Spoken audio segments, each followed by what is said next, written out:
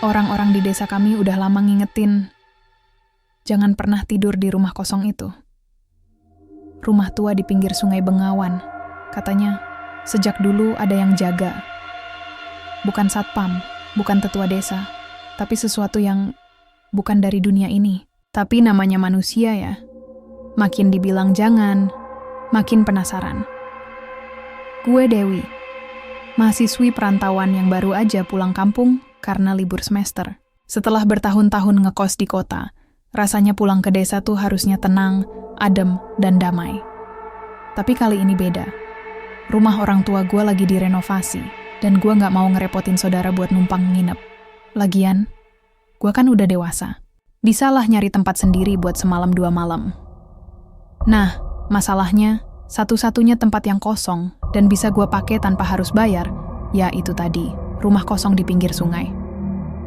Waktu gue nanya ke warga soal rumah itu, reaksinya aneh. Ada yang langsung diem, ada yang pura-pura gak dengar, dan ada juga yang cuma jawab singkat, "Jangan dek, gak baik." Tapi gak ada yang kasih penjelasan jelas. Cuman isyarat dan tatapan gak enak. Gue jadi makin pengen tahu. Akhirnya, malam itu, gue bawa kasur lipat, senter, air minum, kopi sachet, dan buku. Gue pikir, kalaupun ada yang ganggu, paling juga tikus atau kecoak, bukan hantu. Gue udah biasa nonton film horor. Masa iya sih? Gue jalan kaki ke rumah itu, lewat jalan setapak yang ngelewatin pematang sawah. Rumahnya emang tua, catnya udah ngelupas, jendelanya berdebu, dan pintu depannya agak miring. Tapi pas gue buka, masih kokoh. Gak ada bau aneh, cuma debu dan udara, lembab yang khas bangunan kosong.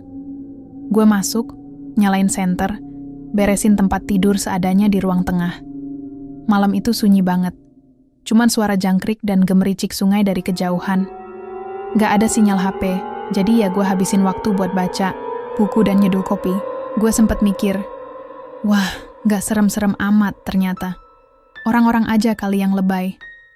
Jam udah nunjukin 11.30 malam. Gue mulai ngantuk. Kasur tipis di lantai dingin. Tapi ya udah biasa dari zaman ngekos. Gue matiin senter, nyelimutin badan, dan merem. Tapi tidur di tempat asing emang beda rasanya. Tidur gue gak nyenyak. Telinga gue kayak peka banget denger suara-suara kecil. Kayak suara ranting jatuh, bunyi cicak, atau derit kayu. Jam 2.34 pagi, gue kebangun gara-gara ada suara. Bukan suara orang, bukan suara binatang, tapi suara pintu, pelan banget, kletak, kletak. Gue langsung bangun duduk. Keringat dingin mulai netes. Gue coba inget, semua pintu udah gue kunci. Gue jalan pelan ke arah dapur, nyalain senter. Gak ada siapa-siapa. Pintu belakang masih tertutup.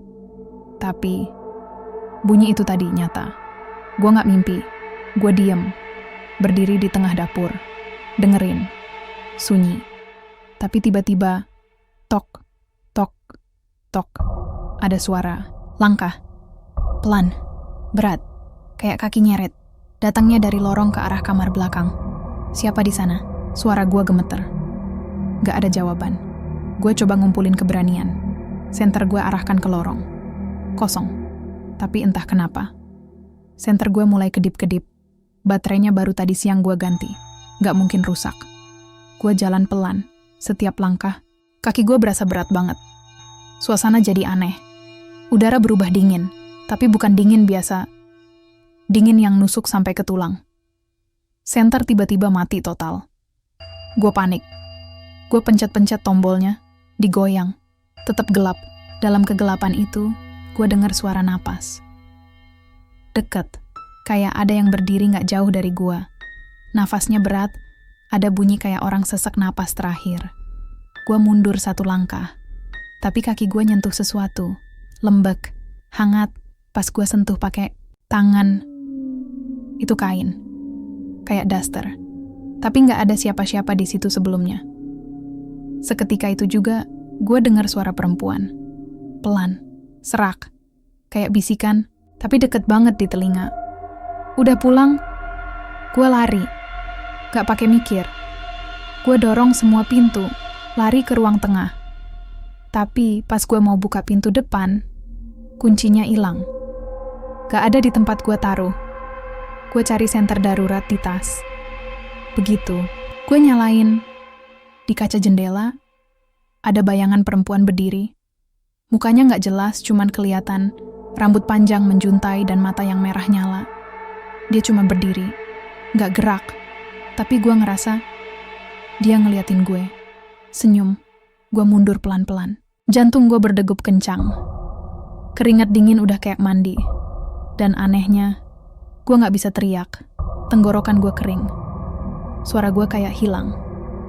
Tiba-tiba, prang, kaca jendela pecah.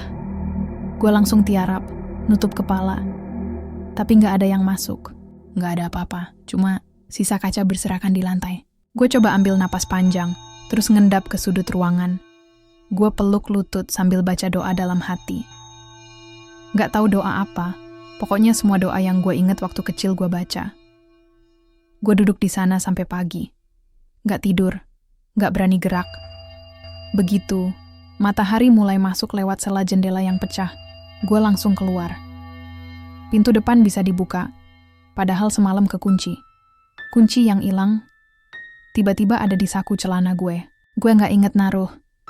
Waktu gue jalan pulang lewat jalan setapak, beberapa warga lihat gue dengan ekspresi aneh. Kayak mereka udah tahu. Tapi gak ada yang nanya. Gak ada yang ngajak ngobrol. Gue langsung pulang ke rumah saudara, bilang gue mau numpang, nginep. Gak cerita apa-apa dulu.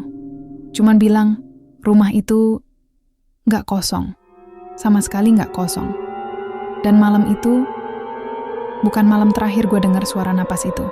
Kadang, pas gue lagi tidur di rumah, pas lampu mati, gue bisa dengar napas berat. Itu. Kadang, gue mimpi rumah itu. Kadang, gue ngerasa dia masih ngikutin.